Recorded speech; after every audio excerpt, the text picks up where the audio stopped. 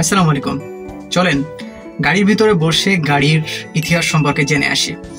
গাড়ির ইতিহাস হলো, এই গাড়ির প্রথম ড্রাইভার কে ছিল জানেন?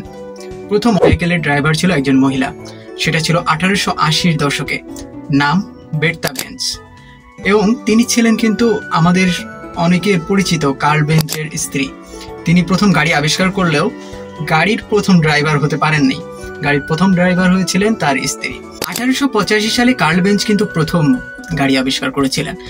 গাড়ির হর্স পাওয়ার ছিল মাত্র 0.75 হর্স পাওয়ার, আর গাড়িটি ঘন্টায় মাত্র 16 কিলোমিটার চলতে পারত। বের্তা বেঞ্জ হঠাৎ একদিন কার্ল বেঞ্জকে কিছু না বলেই তার দুই ছেলেকে নিয়ে সকাল ভোরবেলা বের হয়ে গেলেন।